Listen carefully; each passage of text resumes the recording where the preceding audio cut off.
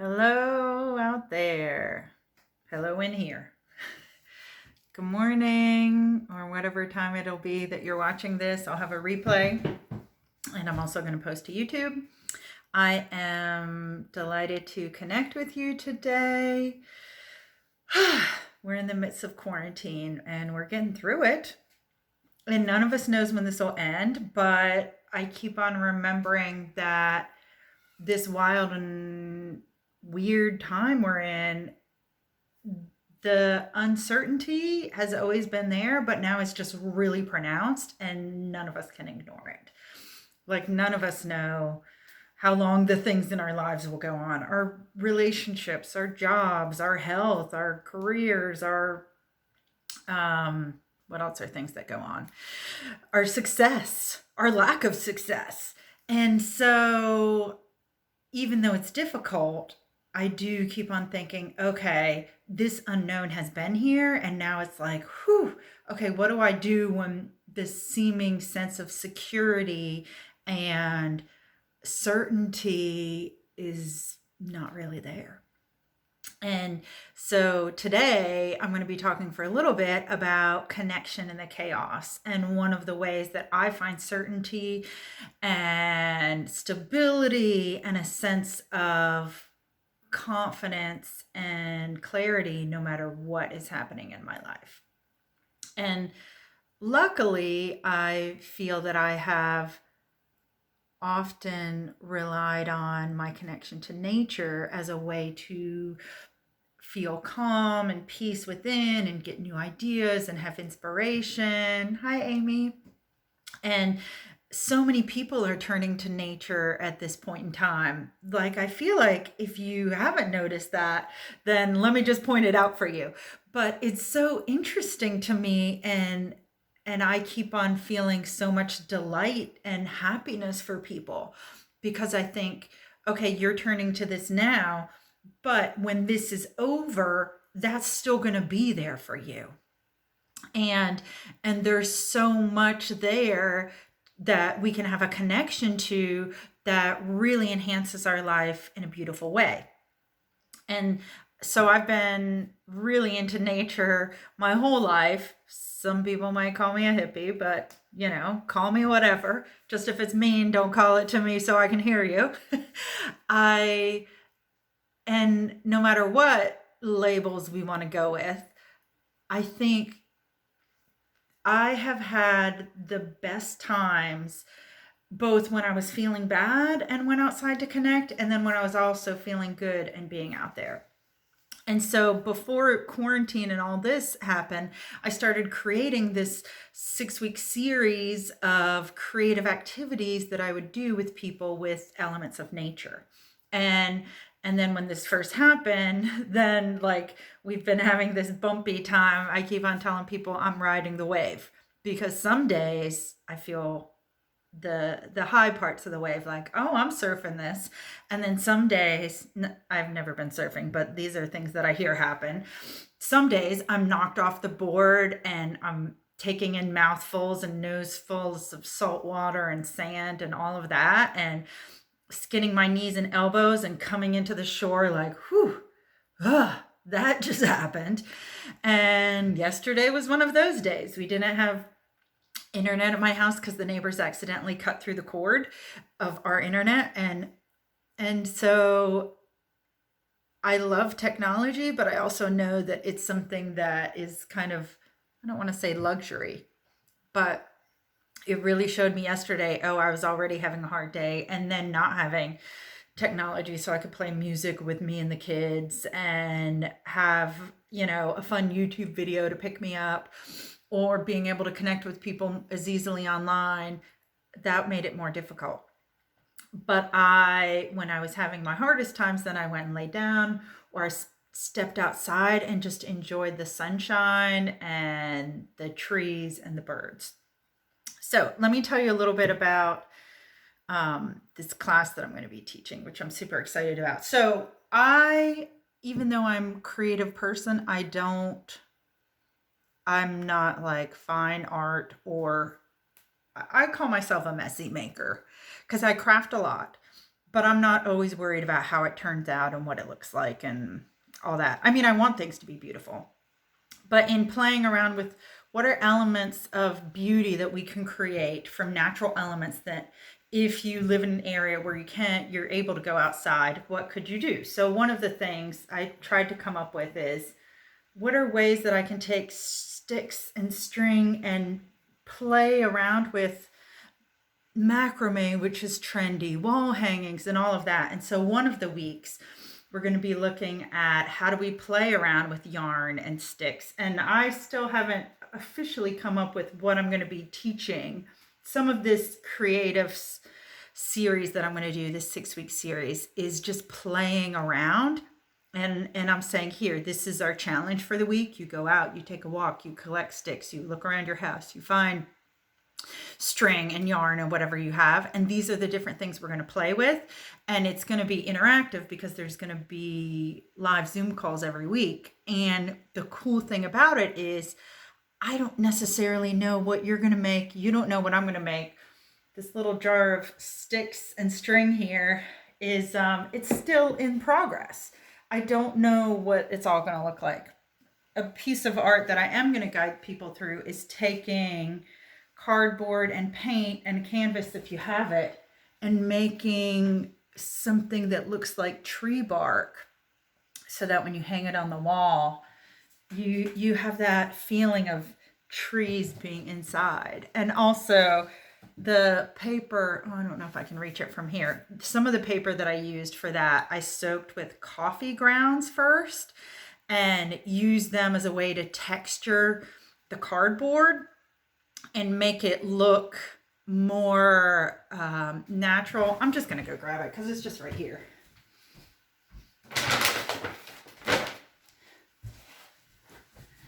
And so I think I did a live about this recently. So I took coffee grounds, and it might, from here you might just see it almost looks like dirt on the cardboard, but that's okay. When you see it up close, and maybe I'll post some pictures here, it, like things out in nature, there's these natural variations. And check it out. Cereal box. I cut up some cereal boxes. And that's the other fun thing that I'm excited about for this creative series is I wanted to have us use elements from the natural world that on a quick little daily walk we could find. But I also was thinking, well, how can I help people use what they have at home so that you don't feel like you have to run out and buy a lot of supplies? Because one of the things, if you have dabbled in various creative mediums, you'll notice is when you first start a new creative hobby, there are a lot of supplies to buy. And then sometimes there's the risk, well, what if I don't like this hobby? What if I think I want to get into painting and I buy all the supplies and then 6 weeks later, I never paint anymore? Or I get into wood carving, or I get into, hi Selena, what are some of the other, knitting. And so the different activities that I have created in this 6-week series, every week it's a different medium that we're working with. And most of them, it will be things that you already have in your home, so that by the end of it, you can think, okay, these are the ones that I liked. These are the ones that I didn't like. If you want to go further into them, you can dive deep into them. Doodling is one of the weeks. Poetry is one of the weeks. And I have 2 really easy ways for us to enter into poetry. I used to be an English teacher. And so it's a nice way for us to dabble around with different types of creativity, but not worry about being expert in any of them. Because pretty much everything I show you in the series, I'm not, oh, thank you for the hearts and the love. I'm not necessarily an expert in any of them. Oh, thank you, Sid, who? I don't know if I said your name correctly. So it is a fun way to dabble, connect to nature, experiment with your own creativity, which is something that we really need in this time, and to also feel better in this shift from consuming to producing. So there's a lot, as I mentioned at the beginning, of insecurity happening right now, and really lots of feelings of discomfort and stress. And yet, when we tap into our own creative expression, it's actually supported by science that helps relieve stress. Creative expression helps relieve stress, as does time in nature. So we've got two really nice stress relieving activities happening. However, there are a lot of people who believe that they're not creative, or they think they're only creative in one way. I might think, oh, I'm a creative writer and that's it. Except maybe that's just where I've spent the bulk of my time being creative, and I have other avenues that I could be creative in. And so this series, this 6-week series, is called Creative Craft and Play with Nature. One of the weeks is painting. I am not an expert painter. My sister is amazing at painting. Oh, Lang, you must have picked up on me talking about painting. Lang is a good painter. She just popped in. I wouldn't say that I'm the greatest painter. I took art classes in high school and I can paint a painting, but it's gonna kind of look like a kid painted it. However, who cares? If it makes you happy, it makes you happy. This batik back here, I did that a few years ago. I'm not having batik in this series, although maybe in a future series I will, because it involves more supplies, more training. And I don't, for the quarantine, while some of us might have limited resources, a lot of us maybe, and limited access to go out and get new things, I'm not going to do a batik. But as you can see, I think personally this batik looks cool. I didn't use sophisticated lines and composition and all of that. And so you can actually, as we're going to dabble with painting, you can play around with, do I like a medium, even if I'm not like trained as an artist or can't make things look realistic. And so, oh, thank you.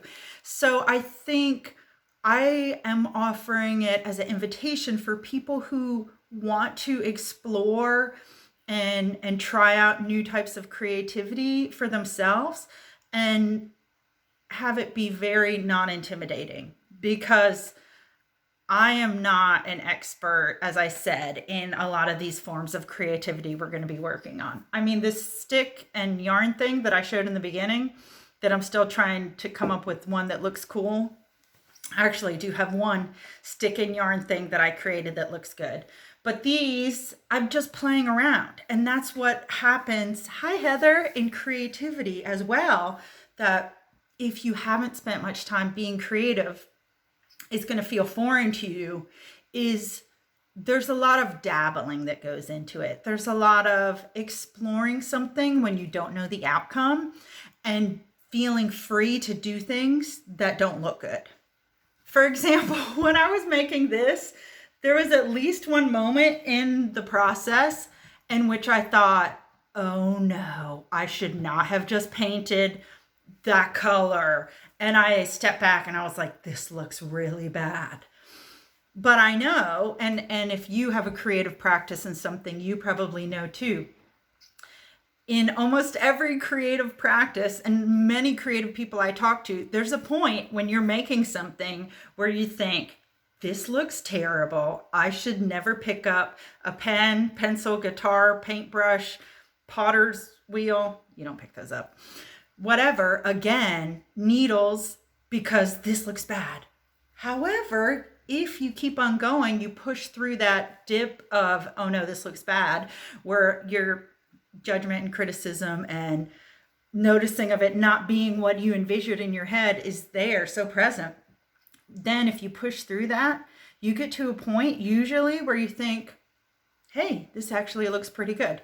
Or sometimes it still looks really bad. And then you put it aside and maybe you recycle it, or it was a learning process.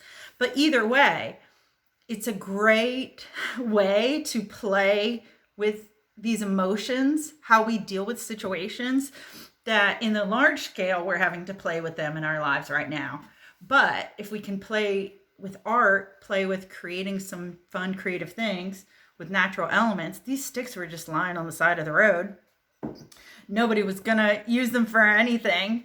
As far as I know, maybe some of the neighborhood kids were, but I took them and I'm dabbling. And like I said, this art piece right here is not finished yet, but I'm letting it sit and I'm letting myself play and I'm letting myself look in new ways. And then when I look at the rest of my life, when I pause and think, oh, what about this situation? Because I've been creative with these sticks, let myself make mistakes, try out new ways of looking at things. Then when I look back to the rest of my life, I can start seeing, oh, maybe this relationship or this situation at work, maybe I can take some of those new creative ideas from the stick and string thing I did and apply it to my work thing. Ooh, hi, Kara. Oh, I love all these emojis you put in there. So, so that is another benefit of creativity. Even when you're creative in a different area, like let's say you're creative with something that you're creating with physical materials, cardboard, paint, coffee grounds, sticks, string, fabric. There is going to be a fabric piece in this 6-week series. Even when you're creative with that creativity that you build with inside of you translates to and impacts the other areas of your life. So I'll put a link below this. I'm launching this series this week, so I'm trying to go live almost every day and tell you a little bit about it and talk about it. And it's going to go for 6 weeks. And every week you'll get an email with a video or pictures about whatever the creative prompt is for that week. And then every Friday night, you'll get together with me and everyone else who joined on a Zoom call, and we'll just hang out. We'll talk about creative projects. We'll talk about life. And it's going to be really fun. And I'm super excited.